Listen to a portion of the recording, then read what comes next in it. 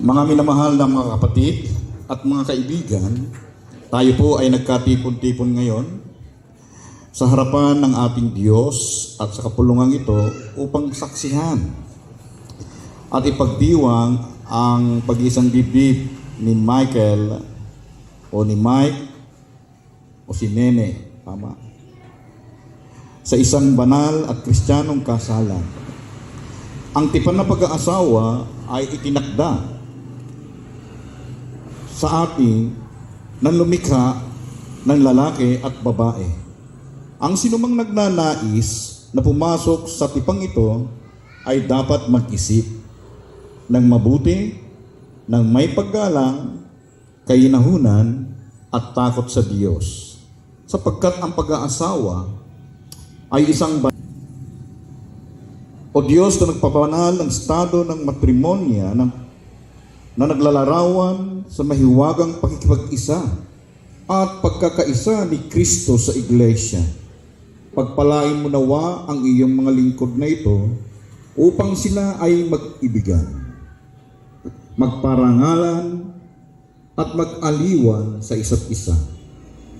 Pagpalain mo sila upang sila'y mamuhay na magkasama at pagtatapat at pagtitiis sa karunungan at tunay na kabanalan, upang ang kanilang tahanan ay maging lugar ng pagpapala at kapayapaan sa pamamagitan ni Kristo Jesus na aming Panginoon. Amen. Wala naman sigurong maghahabol sa inyong dalawa. Kaya ituloy na lang natin. Di ba? Dahil kung may maghahabol ba? Para hindi kasal itong dalawang ito? Tututol. Meron? Wala naman? Hindi, tuloy natin. Wala naman. Yan.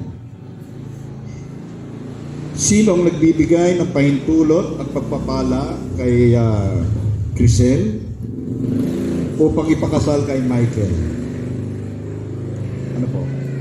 Sino tinuro nyo? Anong ibig sabihin ng gano'n?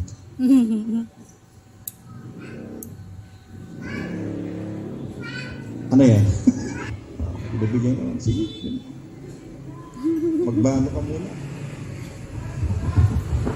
Ayan.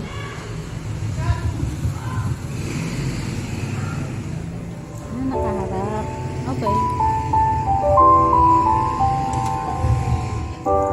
Nais kong bumasa sa Biblia na sinasabi sa Genesis chapter 2, verse 18, 21 to 24. Ang sinasabi ng Genesis chapter 2, verse 18, matapos gawin ng lahat ng ito, sinabi ng Panginoong Yahweh, hindi mabuti ng isang tao na mag-isa ang tao.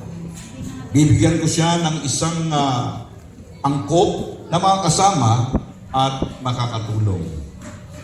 Sa verse 21 to 24, sinabi rito, kaya pinatulong ng Panginoong Yahweh ang tao, samantalang nahihimbing, kinuha niya ang isang tadyang nito at pinaghilong ang laman sa tapat niyo.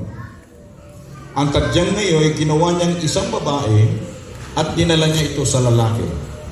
Sinabi ng lalaki, sa wakas, narito ang isang tulad ko, laman ng aking laman, buto ng aking buto. Babae ang itatawag sa kanya, sapagkat sa lalaki siya'y kinuha. Ito ang dahilan kaya iniiwan ng lalaki ang kanyang ama't ina, magsasama sila ng kanyang asawa at sila ay magiging isa. Kaya magsasama kayo.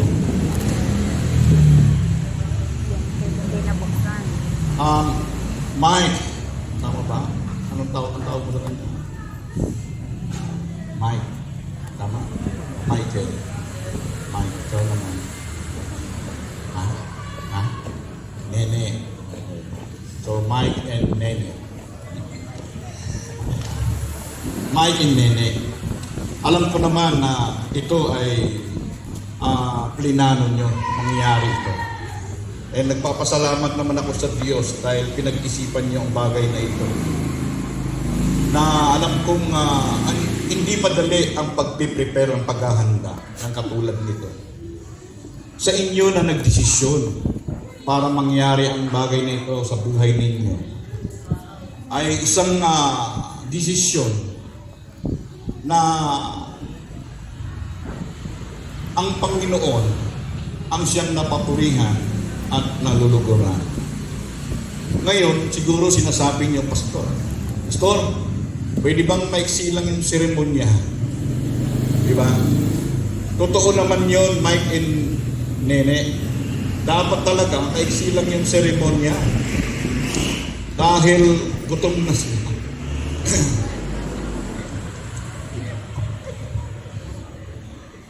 Totoo yun. Di ba? Hindi dapat kahabaan ang pagsiseremonya. Bakit? It is the marriage dapat ang mahaba. Di ba? It is the marriage that God intended. Yung relasyon dapat ang mahaba, hindi yung seremonya. Di ba? Yun ang pahabain. But, meron lang akong gustong i-share sa inyo. No?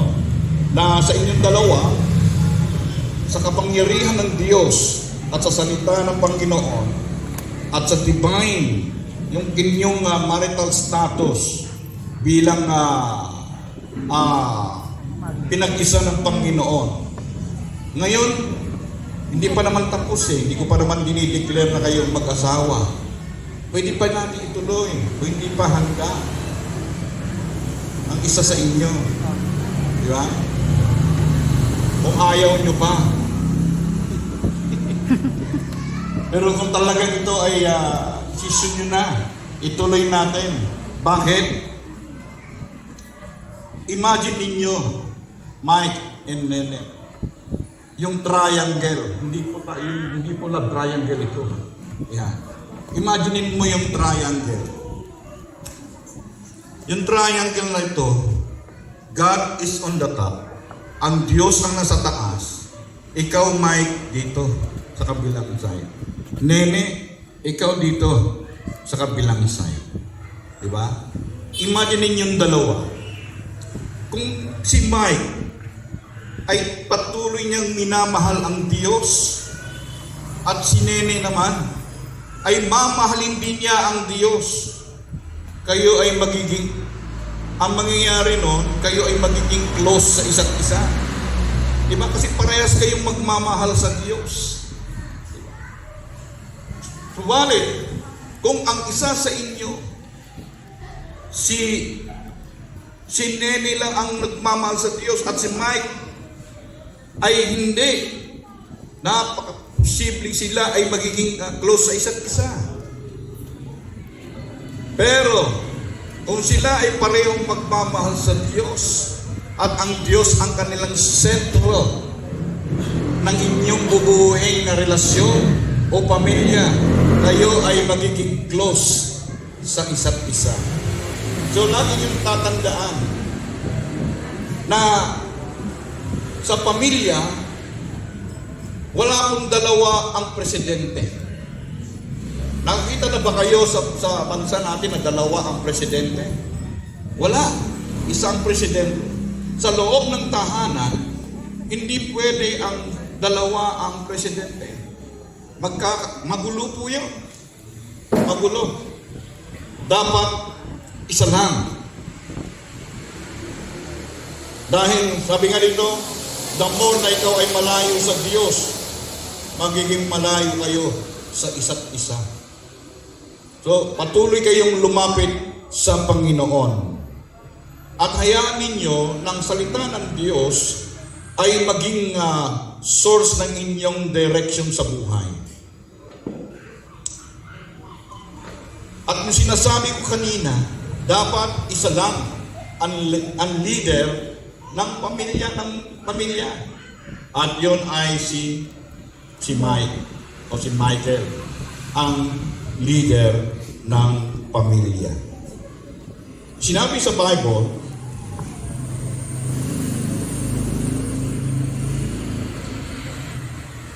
husband, asawang lalaki, mahalin mo ang iyong asawang babae. Sabi naman, asawang babae, mag-submit ka sa iyong asawang lalaki.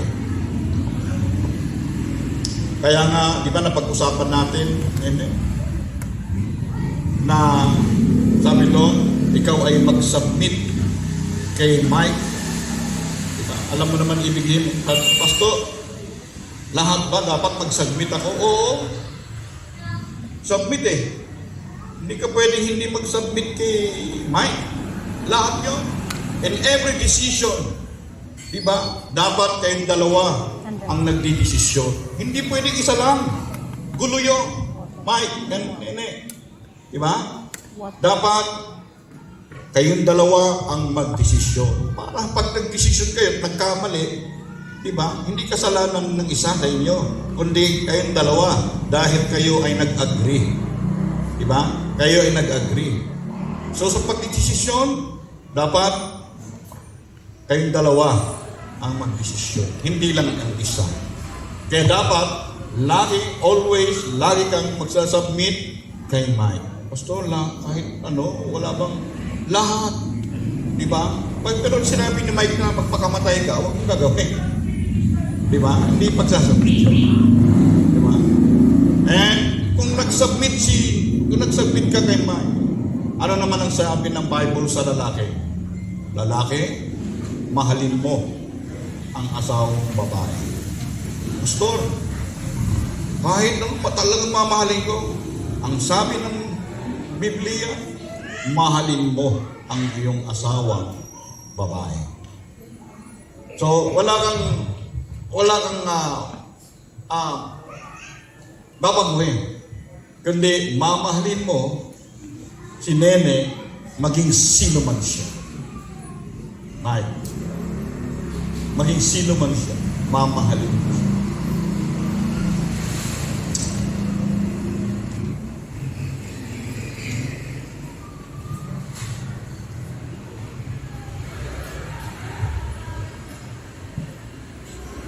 Alam ko naman, Mike, na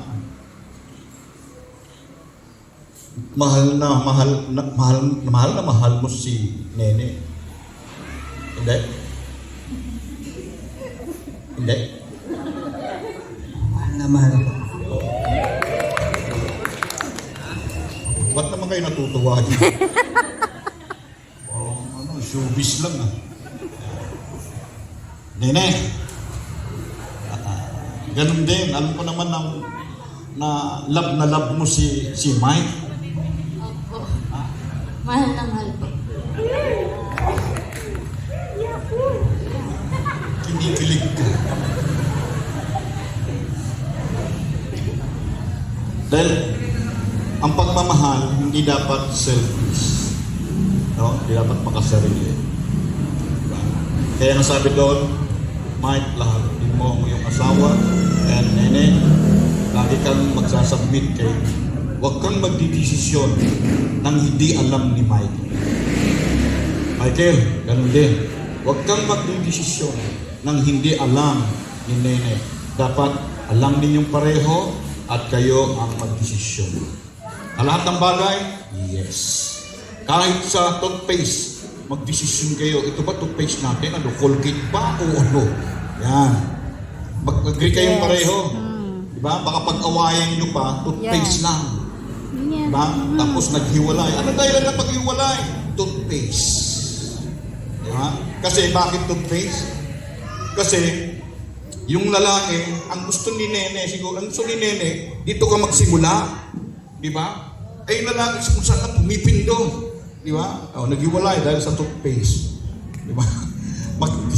Diba? Mag-agree kayong pareho. In relationship, ganun din. Diba? Ganun din. Meron akong gustong iwan sa inyo, dalawa.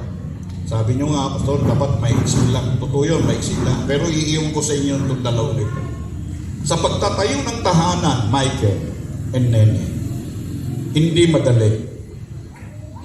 Dahil ang pagtatayo ng tahanan, may pundasyon, may walls, may bubong. Di ba? So sa pagtatayo ng tahanan, mayroon kayong dapat i-consider. Of course, walang perpektong pag-aasawa. Kung mayroon man dito naging perfect sa pag-aasawa, makakauwi na kayo. Pero sinasabi ko, walang perfectong marriage. Pero mayroong healthy relationship. Di ba? Bakit nagkakaroon ng healthy relationship? Sa pagtatayo ng tahanan, Mike and Nene, consider the four walls, yung 4 na dingding ng tahanan at bubong. Ang bubong na sinasabi ko, of course, 4 na walls, dingding. Ano yung isang para buuin ninyo yung tahanan iyon? Nakalakip ang healthy relationship, matatag, diba? At masiglang relasyon. Napag-usapan natin yun. Ano yung unang-unang dingding na dapat ninyong itayo? Nakalimutan na. Mike. Commitment. Ayos. Diba? Natandaan niya. Isang unang-una na dapat ninyong tatandaan ay yung commitment mo kay Nene. At yung Nene, commitment mo sa kanya. Bilang asawang lalaki at bilang asawang babae. Huwag niyong kalilimutan yun. Di ba? Marami maghihiwalay dyan. Dahil iba na ang commitment niya. Di ba? Iba na ang commitment niya sa asawang babae at asawang lalaki. Pero tandaan mo, Mike, huwag mong mawawala ang isang wall na yon, ang isang dingding na yon. Patatagin ninyo ang dingding na yon sa inyong tahanan. Ang salitang commitment. Diba? Commitment. Mahalaga yan. Anong commitment mo sa Panginoon? Ang paglingkuran mo siya. Diba? Ang paglingkuran mo hanggang sa ikaw ay nabubuhay. Ganun din. Anong commitment mo kay Michelle? Diba? Samahan siya hanggang sa pagtanda.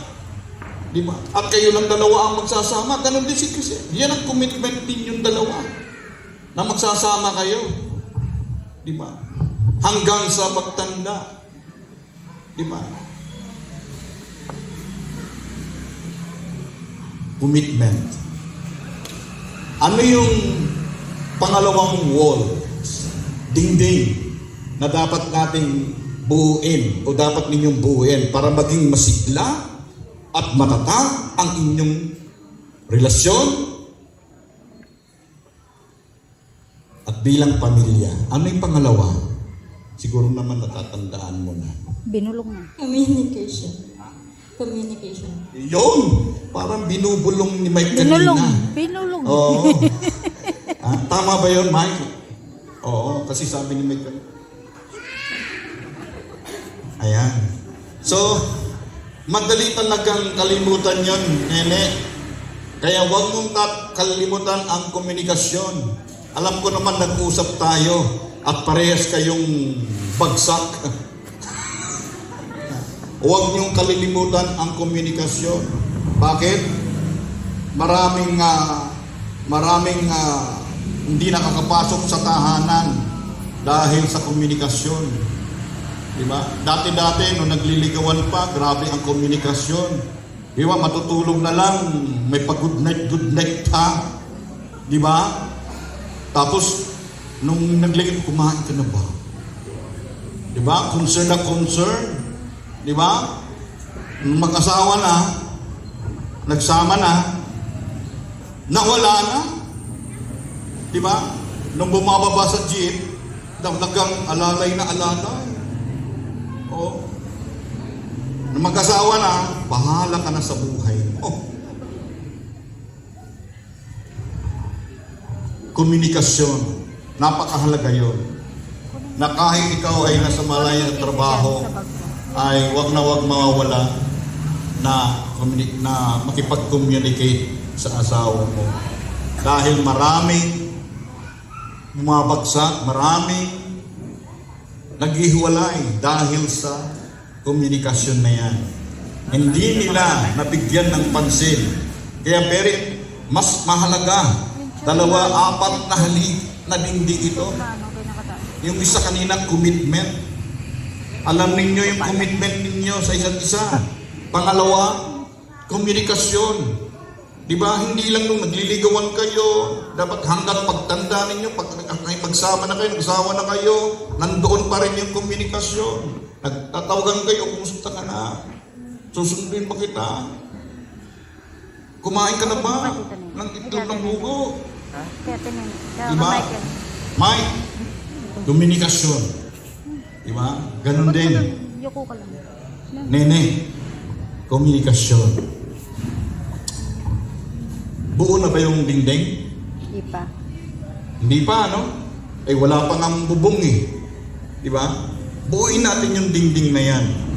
So, ano yung pangatlong dingding ng tahanan na binubuo ninyo para patuloy na maging masigla ang inyong relasyon bilang mag-asawa?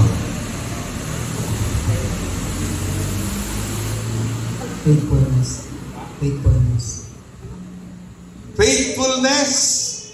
Oh. Tama ba yun, Nene? Opo. Oh, may tanong. Nag-alangan pa eh. Oo po. Ayan.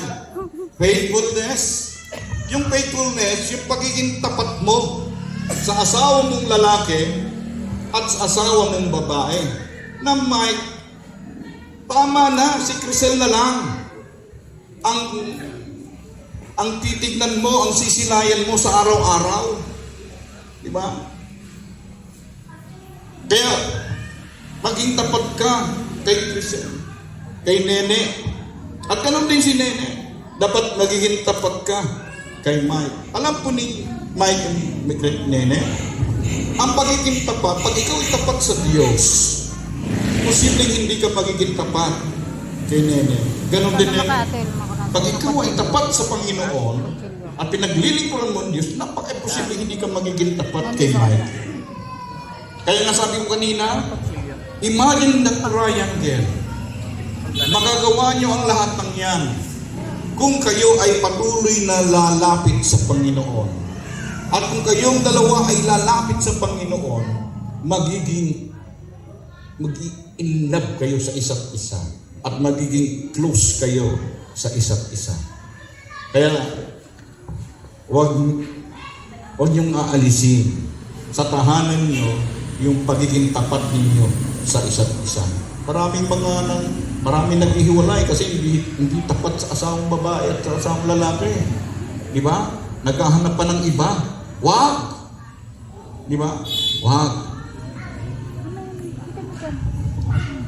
Tama na si Mike.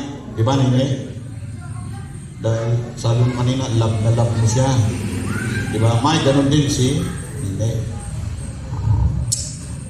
Buo na ba yung dingding ng bahay niyo? Isa pa. Kasi kitang-kita pa kayo sa loob eh. Di ba? So ano yung pang-apat na dingding ng tahanan ninyo para kayo ay maging healthy ang inyong relasyon bilang mag-asawa? Nakalimutan pa din. Oo, sige. Ipaalala mo, Mike, ano yung pang-apat na yun? Love. Yun?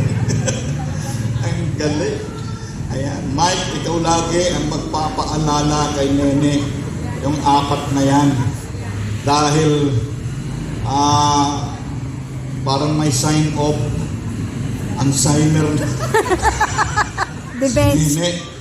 Ayan, nakalimutan na. Kailan natin pinag-usapan yan? Di ba? Yung isang araw, di ba? O, natulog na. Nawala na. Okay. Sige. Totoo yun, Mike. Nene. Love. Bakit? Kahit anong gawin mo, kung walang pag-ibig at hindi ang pag-ibig ang nangingibabaw, pa rin. Kaya nga, sabi doon, Kung mamahalin ninyo ang Panginoon, nene, mamahalin mo ang Diyos. Napaka-posible hindi kayo magmamahalan dalawa. Diba? Lagi kong sinasabi, mahalin ninyo ang Diyos at makikita ninyo na kayo yung dalawa ay magmamahalan dahil parehas ninyong minamahal ang Panginoon. So, love your wife, love your husband. So, wag na wag ninyong aalisin sa inyong tahanan ang pag-ibig sa isa't isa. Di ba? Dapat laging sariwa ang inyong pagmamahalan sa loob ng tahanan para maging matatag at maging healthy ang inyong relasyon bilang mag-asawa. Kasi mga anak ninyo, tatanda din yan, aalis din yan. Kayo ng dalawa ang may iwan. Magsasama hanggang sa kamatayan. Ayan, hanggang sa pagtanda ninyo. Ayan. So, yung apat na yan, Mike and Nene, ano nga yung una? Commitment. Communication. Yun, tumama na rin. Communication. Yung pangalawa, Commitment. Commitment. commitment. Tama na siya. Pangatlo, Faithfulness. faithfulness. Ang wakas. At yung panghuli. Love. Okay na. Okay na ba? Tapos na? Bubong! Yun, importante. Kasi pag umulan, basahin kayo sa loob ng tahanan. Gusto kong iwan sa inyo, sa tahanan, gawin ninyong bubong ang salita ng Diyos. Let the Word of God as roof of your home or your house. Tandaan ninyo, huwag niyong ihiwalay ang salita ng Diyos sa inyong mga mata. Lagi kayong magbasa.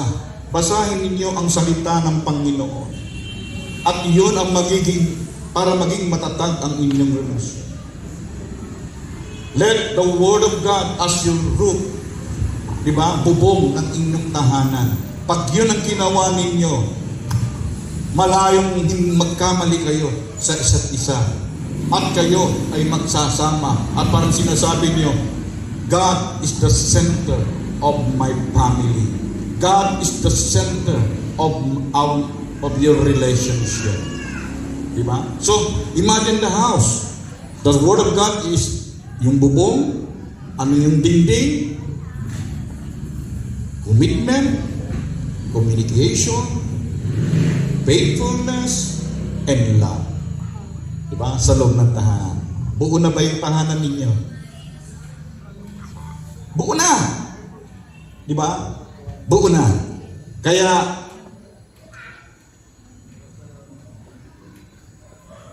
love as Christ loved the church and gave Himself to her. Diba?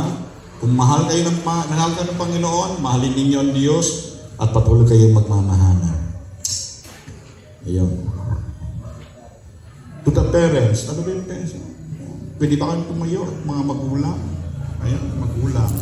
Ayan. Yan sa mga magulang ni Mike o ni Nene ay hindi po kayo nawalan ng anak na babae. Nadagdagan kayo ng anak na gwapo. Lalaki. Parang ayaw nyo. Gusto nyo bang madagdagan kayo ng gwapong anak na lalaki? Ha? Parang Ayaw sumagot. Ayaw. ayaw. Gusto. Gusto naman pala Mike eh. Ayan. At ganun din naman sa magulang Michael. Hindi kayo nawala ng anak, kundi nadagdagan pa kayo. Dumadami ang pamilya, nadagdagan kayo ng magandang babae sa inyong pamilya. Ayan ay si Nene. Ayan. Kaya, welcome to the family. Ayan. So, sa mga magulang ni Nene, ni Michael,